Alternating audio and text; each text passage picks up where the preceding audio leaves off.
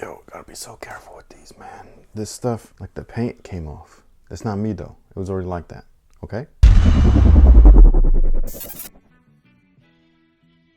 Hey, what's good guys? My name is Chris. Welcome back to the official WearTesters.com YouTube channel. And today we finally have the comparison between the original retro of the Air Jordan 5, what was originally called the white, black, and fire red, aka the silver tongues or the reflective tongues. I don't know why people call these the fire reds now, because the fire reds are actually the one with the fire red midsole and the black tongue. But we're gonna compare the original retro of this shoe. This is the first time that they ever released, back when I was in high school, 1999, 2000-ish. Not when they originally released, but the original retro. Yes. Didn't I say that? I'm just making sure we're all on the same page from the very beginning. I thought that I said that. No, you did, but I just want to make it crystal clear. These are not the originals. Yeah, not the originals. These are not from 1989 or whatever. These are from 1999. The first retro of this shoe, that's what this is. We're comparing it to the newest retro, the most recent. The one that's coming out soon, hopefully, because it keeps getting pushed. And I have to say, man, these are good. Like, it's a really good version of the shoe. It's probably the best version of the shoe besides this. So, first things first, I gotta be super careful with these because they are cracking. I do not want to be the person that crumbled them, okay? Because I've already done that to a pair of 5s and it was my own, and I don't want to do that again. These are both a size 8. We wanted to compare this version and this version in the same exact size just for comparison's sake. Obviously, there's differences within the boxes. This one's got that OG style box, drop top lid, whereas the original retro has what I consider one of the coolest damn boxes ever, the face box. The retros also come with the retro card, something that needs to come back. But for more on that, you can go check out this other video where we gave them ideas for what they should do in the future. Yes, we did. But for real though, bring the back, explain the actual history of the shoe, how many times it's been re-released, what the shoe's got inside of it, what Michael did in them, all that stuff. Why haven't you done that already? Okay, so first things first, side by side, you see the obvious, or at least I did. If you have them both in hand, you're gonna see that these look a little bit bigger and more bulbous. They look a little taller, all that stuff. And the second thing that I noticed though, right off the bat, is just the material quality. The material quality on the brand new version of the shoe, these guys right here, they actually use leather. It's not premium leather, but it is a soft leather. It's a split grain, thin cut, PU coat on top of it. Nothing new here. We've been seeing this for a long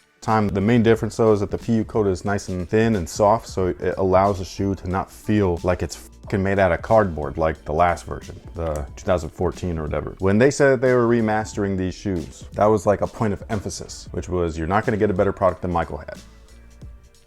I'm just saying, not complaining, just saying it's a little inconsistency. These guys right here are actually made out of vinyl and a little bit of synthetic leather. So some panels of these things, like this toe rand right here, it is a leather. It's just not a good leather. The best way for me to explain it is like, it feels like it's recycled. You got a lot of stuff in there, they pack it all in, they glue it all together, and then boom, you got your little composite. Kind of like what they explained what fly leather was. A bunch of scraps plus synthetics mixed all to one, and then they made a panel of leather out of it. I picture particle board. Exactly, it's the particle board of leather. Thank you. You're welcome. I don't know why I couldn't think of it. That's why there's 2 of us.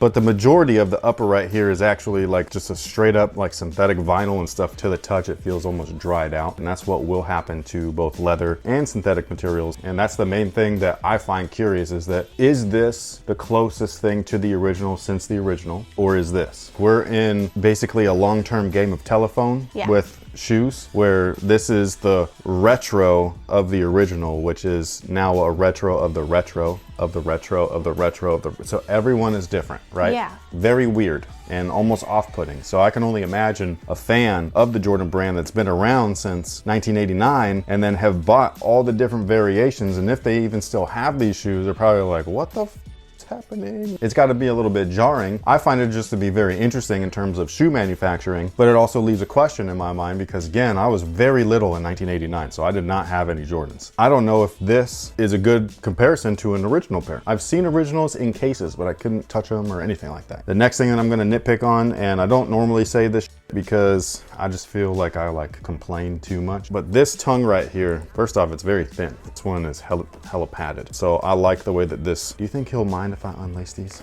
I hope not. Okay, I'm sorry.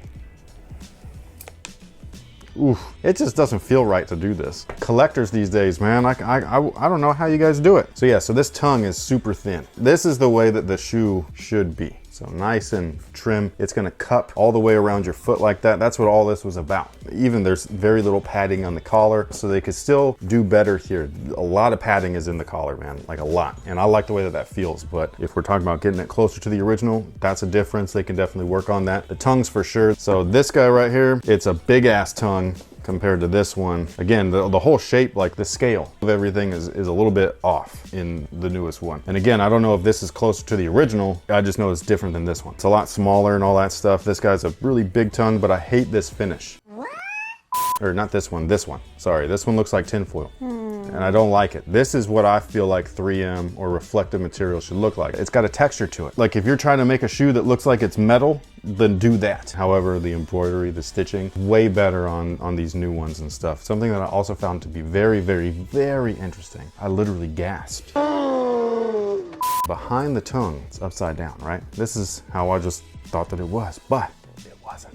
My whole life's been a lie, you know? And so like, I just thought it was really interesting. Does the reflective differ? It's power. Yes. That I don't know, but we can test it. Does... You got your leg that's why your leg is right here. Sorry. I got some sass. Does it or no?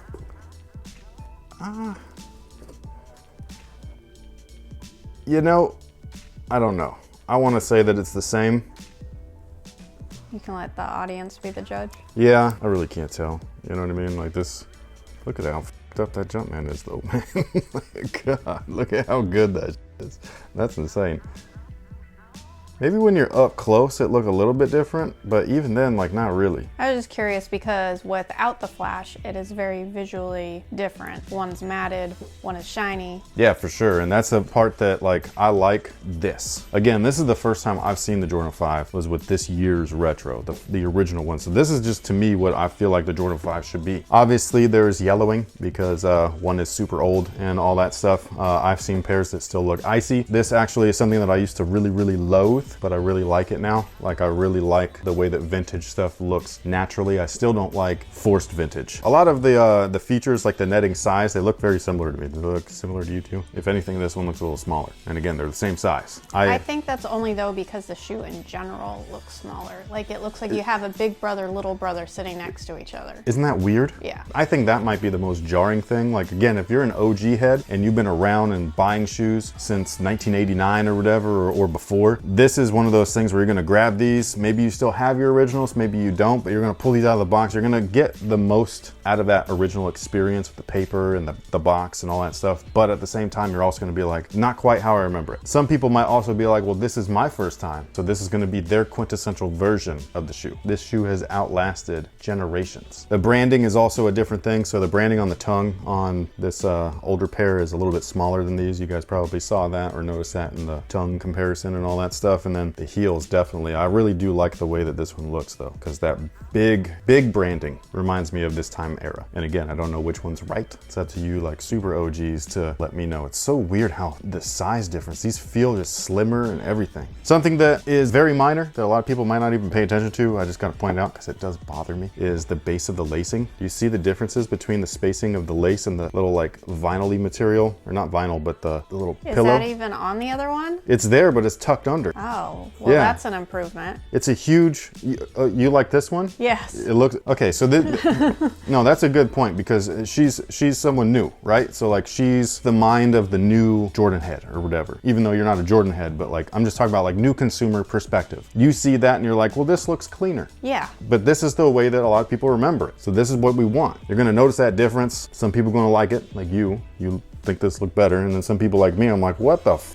That's a big difference. You can completely see it. You can see the die cut, the little widow's peak. And yeah, I just think it's very weird because I know that the guys that worked on this shoe to get it to where it looks like this right now, they worked really, really hard on these, but even they were saying it's really hard to pick which version of the shoe because even back in the 80s, there was inconsistencies in manufacturing. They're like, which one do we pick? And so they're basically picking what they think is the quintessential version of the shoe based off of their memories. And they're like, I like this on the 5, so I put it here. I like this from this year's version, put it there. You know, they're trying their best, but it doesn't always come out as perfect. And so that's one of the things though, like it's an immediate, besides the overall shape, that's immediately my eye goes to that. And I'm like, what the hell? Because that's a big discrepancy. Well, now that's all I see. Exactly, because that's all I saw. I was like, what the f? Otherwise, they got most of everything else right. You can see the outsoles, they look really good. Something that I've always thought was very interesting though is the herringbone is not identical. Like they're a little bit thinner in the originals. They do have to recarve the tooling and stuff, and I just think it's interesting that they can never get, like the 11s is the one where I'm always like, oh, that's not the same. But